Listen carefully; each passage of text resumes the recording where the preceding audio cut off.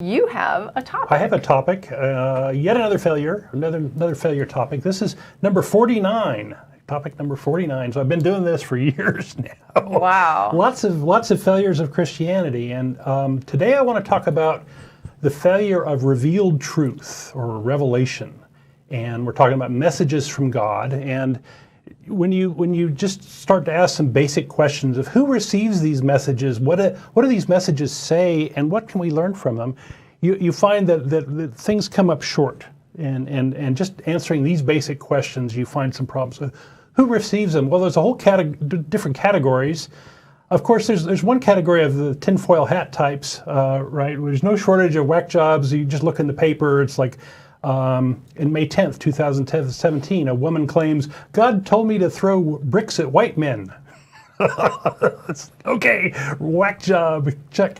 Okay, I'm going to include Saul from the Bible in that he probably had an epileptic seizure, and he, had a free room and board for wherever he went after his revelation, his sight from God. So ultimately, that was a self-serving story.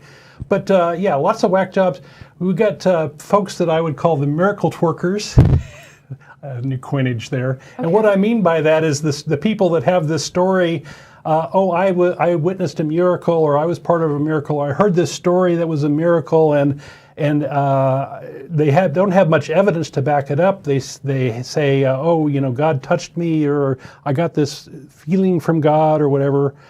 So they claim a miracle, but it's basically just an argument from ignorance. It's something unexplained or unexplainable happened, and because you can't explain it, it must have been God. Well, a lot of times I will just say that those are kind of mundane claims. Like you said, sometimes it's just a feeling. Right. And you can go and look up emotional feedback and find how emotions are generated in the brain and how people experience emotion and the purpose that emotion serves. And so it's interesting that, people are attributing feelings to God, because usually what happens is they'll attribute things to God like, thunderbolts.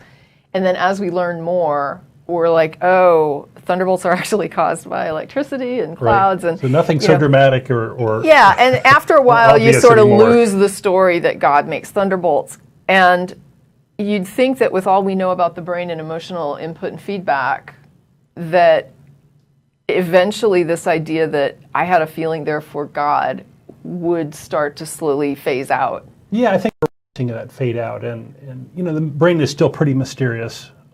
We don't fully understand consciousness. But they even have a children's movie now that's like that little movie about I think it's the little girl and her emotions, and each emotion is like a little character. Right. So, they even now have children's, little cartoon to kind of, that's about your emotional feedback and dealing with your emotions. You crusty old man in there. Yeah, and so the idea that we still have adults that are attributing their feelings to divine intervention as calling that a miracle is kind of an interesting phenomenon. Right.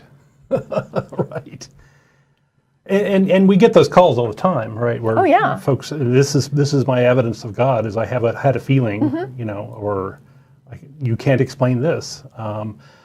Who else receives messages from God? Well, it seems like murderers or another category. Abraham in the Bible could have just said no to God. I'm not going to murder my kid. Andrea Yates maybe is also a whack job person.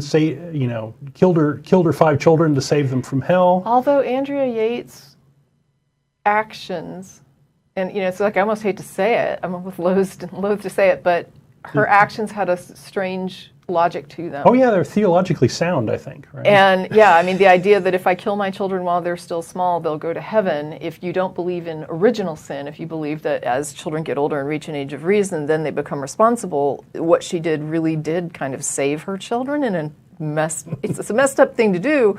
Don't get me wrong. Right. I'm not suggesting this. But by doing what she did, basically, on the one hand, she kind of, if she ends up, let's say she ends up going to hell for what she did, then she sacrificed her eternal soul to save her children, which is an extremely selfless act. Yep. And then if she, though later, learns that what she did is wrong and repents, if she has remorse for it, then I guess she also goes to heaven. So it's kind of a weird thing. Like either what she did was extremely selfless and benevolent or what she did was clever. Yeah. Or Right. off the rails. Off the rails, right. Yeah. Right. Well, and it's not uncommon to have folks shoot up family planning clinics, and go after the abortion doctors. We have a lot of folks that started their little cults, like Jim Jones, Reverend Jim Jones, thought he was the Messiah. David Koresh here in Texas. Yeah. Charles Manson supposedly had a special relationship with God, and even Hitler thought he was doing God's work. And I have some quotes, but we'll skip them. Another category of folks are sex fiends. Okay, follow me here. So the Catholic Church clearly claims to have a special relationship with God, and God never told them, don't do that. Well, wait a minute. Loath that I am to defend Catholics and especially Catholic child molesters. I'm not sure that the Church condones it so much as it's sort of a. Under the rug. It's a. Yeah. They didn't actually pursue it as much as they could have. Right. But additionally, it is the type of a situation that would attract potentially a pedophile that was intent on maybe gaining John access Paul, to who victims. supposedly can sit on his magic chair and talk with God, Right. and presumably he's doing that in his role as the Pope. And he could have got a little message that, hey, this stuff's going on. We really need to prosecute these people. Yeah, a guy could have told him you that. You really ought to do something different here. Sure.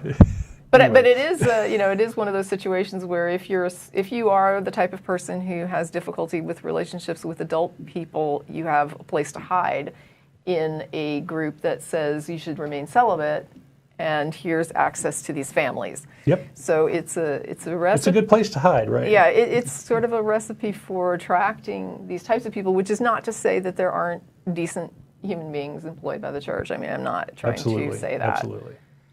So what about Mohammed? Well, he had 13 wives. The youngest was age 6. Supposedly he didn't consummate that until she was age 9. Oh, how nice of him. How nice, yeah. This includes God's command to take over his adopted son's wife, and for extra fun he raped his slaves, all of which were endorsed by God. So, yay! God. And then God is off telling the Jews not to have sex with, the father and son aren't supposed to have sex with the same woman. That was one of their rules. Right. So you have these, now that's another issue with Revelation, right? Why is he saying this is okay, and then he's telling these other people That's it's right. not okay? It's kind of now we got to sort it out, right? and the Christians are saying neither of them is right because Right. they're not Christians, and I don't know. And not to be outdone, Joseph Smith, the founder of Mormonism, had 40 some odd wives, ages 14 through 50. So We had magic tablets, right? yeah, magic tablets That disappeared. magic messages from God in what Or reformed the angel reformed or whatever, Egyptian. right? He had an angel come and talk to him, which I guess Gabriel delivers revelations too, right? He came and talked to Mary, and he came and talked to Joseph. I don't think it was Gabriel talking to Joseph Smith, but one of the angels came and talked to That's Joseph right, Moroni Smith. or And, somebody. yeah. Okay, yeah. So anyway, one wonders whether these folks started these religions so that they could, sort of command these children to have sex with them. Our own Lieutenant Governor, Dan Patrick, who never does anything without talking it over with God, is obsessed with where transsexuals go to the bathroom. So there's another little sex fiend for you. But is he getting revelations, or does he just reason that God doesn't like transsexuals? Or No, he claims he has a special relationship with God, and okay. he never does anything without talking with God first. And that's after we lost Rick Perry, who prayed for rain. Right? Yeah, right. And then Bastrop burnt up. Pray long enough, you'll get rain. Guarantee it. God's going to come through if you pray long enough for rain. So, among all these receivers, we never seem to get one who's like an upstanding citizen that has his wits about him and it isn't clearly deluded. So we got a problem with who receives these messages. Well, what do the messages say? Well, what's more important is, I think, what they don't say. They don't have anything new or of use to say for humanity. They're just all myopic in scope or silly or obviously self-serving. They're never something a God would say, some sort of universal truth that we haven't quite figured out.